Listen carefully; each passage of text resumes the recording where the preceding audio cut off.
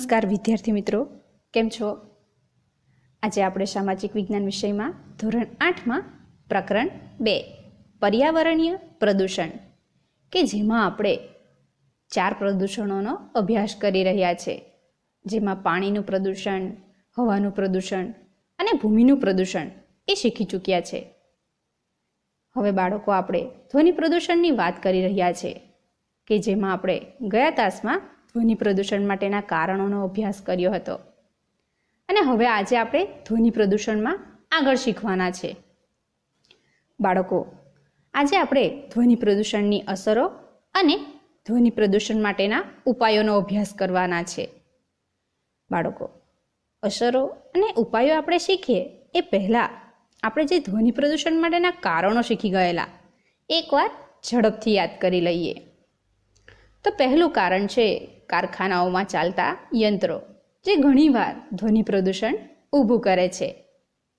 ત્યારબાદ બાળકો, કેટલાય વાહનો, જેમાં રસ્તે ચાલતા વાહનોમાં બસ, રિક્ષા, સ્કૂટર અને ઘણા બધા એવા વાહનો એ ઘણીવાર અવાજ કરે છે. ઘણીવાર તો ટ્રાફિક જામ થઈ જાય તો પુષ્કળ અવાજ આવે છે, તો એ પણ ધ્વનિ પ્રદૂષણ માટે જવાબદાર છે. ત્યારબાદ બાળકો, આમ કહીએ તો કે ભારત દેશ તો દરેક ઉત્સવો ખૂબ જ ધૂમધામથી ઉજવે છે. તો ઘણા ઉત્સવો તેમજ લગ્ન પ્રસંગે લાઉડસ્પીકર, બેન્ડ બાજા, ઢોલ નગારા, ડીજે એ વગાડવામાં આવે છે, તો ત્યારે પણ ધ્વનિ પ્રદૂષણ ઊભું થાય છે. ત્યારબાદ બાળકો આપણે વાત કરીએ તો ચૂંટણી હોય કે પછી રમતોમાં વિજય થયો હોય, તો તે વખતે લોકો ધૂમધામથી બધા વાજિંદ્રો વગાડે છે અને આસપાસ ફટાકડા પણ ફોડે છે, જેના કારણે પણ ધ્વનિ પ્રદૂષણ ઊભું થાય છે. ત્યારબાદ બાળકો, ઘણીવાર માનવીની બેદરકારી આપણને એકવાર જોવા મળે છે એ બાબતે કે વાહનો ઘણીવાર ક્યાં અયોગ્ય જગ્યાએ પાર્કિંગ કરી દે છે અને ઘણીવાર વાહનોનો ભરાવો થાય છે, તો ત્યારે પણ એ ધ્વનિ પ્રદૂષણ ઊભું થાય છે. લોકો જોર જોરથી હોર્ન મારે છે, તો આમ ધ્વનિ પ્રદૂષણ આપણને જોવા મળે છે. બાળકો, આ બધા કારણો જે આ બધાને યાદ જ હશે, તો ચાલો હવે આપણે આજે તેની અસરોની વાત કરવાના છે. ચાલો બાળકો, તો આપણે એની અસરો જોઈએ. તો ધ્વનિ પ્રદૂષણ માટેની પહેલી અસર છે કે ધ્વનિ પ્રદૂષણથી ઘોંઘાટના કારણે ઘણીવાર બહેરાશ આવવા ઉપરાંત માનવીના સ્વાસ્થ્ય ઉપર પણ વિપરીત અસર થાય છે. બાળકો, વધારે સમય સુધી જો આ ધ્વનિ પ્રદૂષણના માહોલમાં રહેવામાં આવે તો આપણને ખબર છે કે બહેરાશ, લોકોને સાંભળવાની શક્તિ ઓછી થઈ જાય છે, બહેરાશ આવી જાય છે. એ સાથે બીજી નેગેટિવ અસર એ થાય છે કે માનવીના માનસિક સ્વાસ્થ્ય ઉપર તેની અસર થઈ જાય છે. સ્વભાવ કેવો થઈ જાય છે? ચીડિયો સ્વભાવ થઈ જાય છે. થોડી વાતમાં ગુસ્સો આવી જાય છે. તો એ ધ્વનિ પ્રદૂષણના કારણે છે. ત્યારબાદ બાળકો, વધુ પડતા અવાજથી પ્રકૃતિને પણ અસર થઈ છે. પ્રકૃતિ ઉપર વિપરીત અસર પડે છે.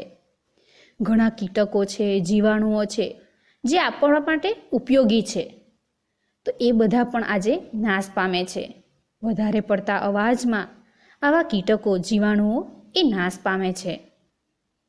ત્યારબાદ બાળકો, બીજી આપણે નેગેટિવ અસરની વાત કરીએ તો હોસ્પિટલ, શાળા કે દવાખાનાઓ પાસે નો હોર્ન, સાયલન્ટ પ્લીઝ જેવા ચિહ્નો એ મૂકવામાં આવે છે.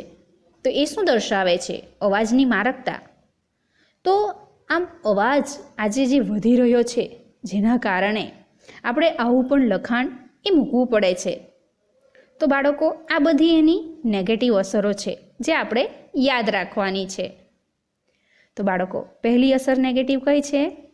તો કે બહેરાશ આવવી તેમજ માનસિક સ્વાસ્થ્ય ઉપર વિપરીત અસર, સ્વભાવ ચીડિયો થઈ જવો.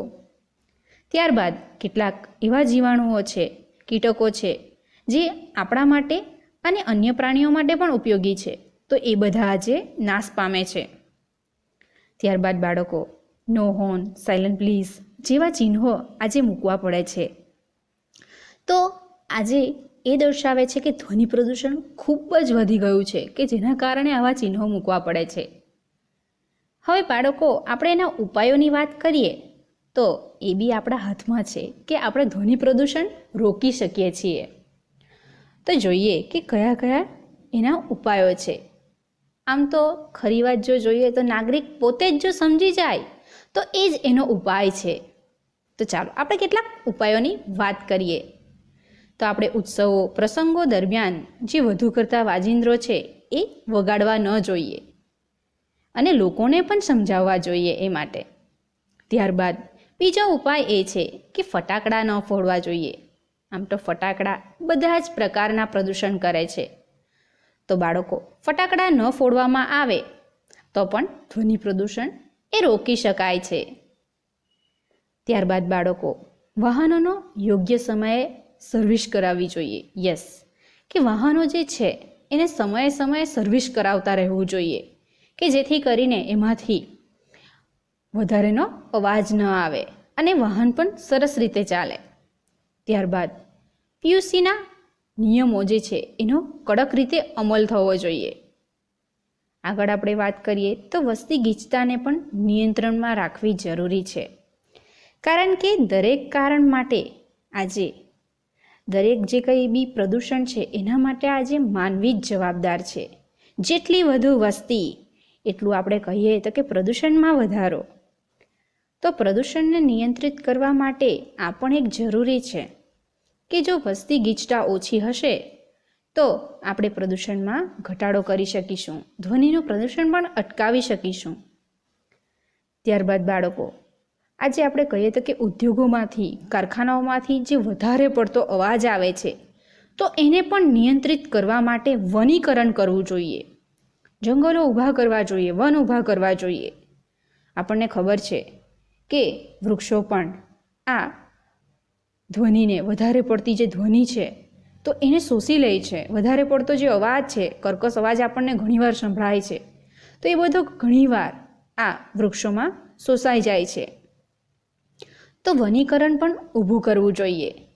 ત્યારબાદ વાહનોના અવાજને ઘટાડવા રસ્તાઓની આજુબાજુ વૃક્ષો પણ રોપવા જોઈએ.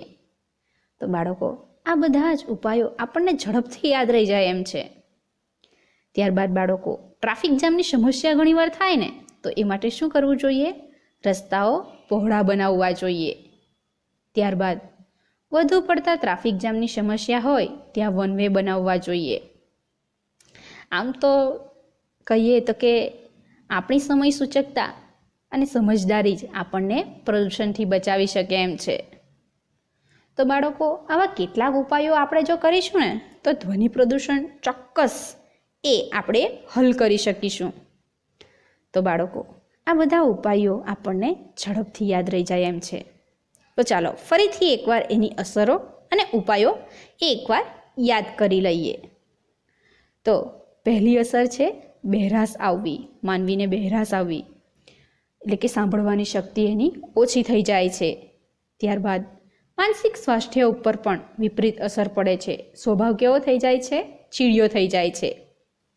ત્યારબાદ આજે કેટલાય કીટકો અને જીવાણુઓ જે આ વધારે પડતા ધ્વનિ પ્રદૂષણના કારણે નાશ પામે છે.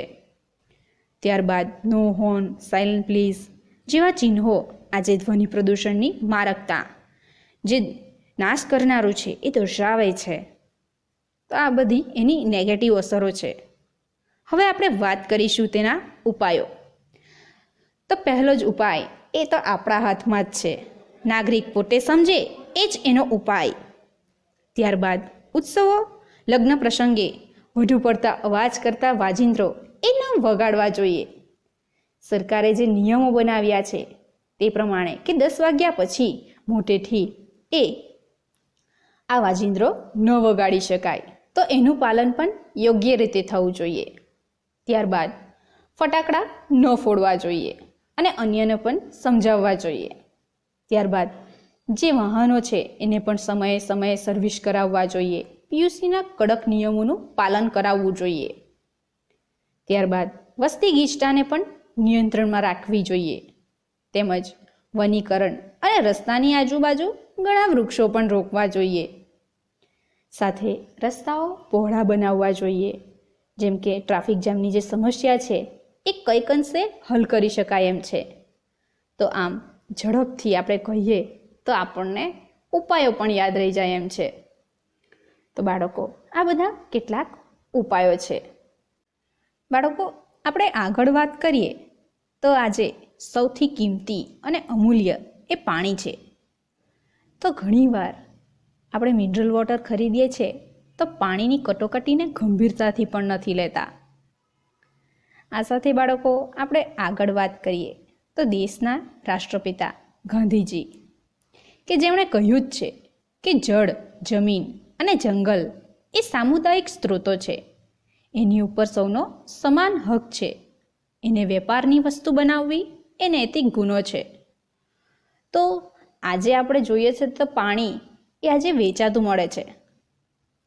પહેલાંના સમયમાં પાણી આપણે કહીએ તો વેચાતું નહીં મળતું. આજે બિઝનેસ થઈ ચૂક્યો છે.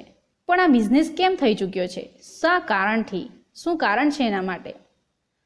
તો ભવિષ્યમાં પાણી ખૂટી જશે. શુદ્ધ પાણી આપણને મળશે નહીં જો આપણે પાણીને ચોખ્ખું નહીં રાખીશું. પાણીનું પ્રદૂષણ જો વધારે ને વધારે કરીશું તો ભવિષ્યમાં પાણી આપણે વેચાતું જ લેવું પડશે, પીવાનું પણ અને કપડાં ધોવાનું પણ અને વાસણ માંજવાનું પણ.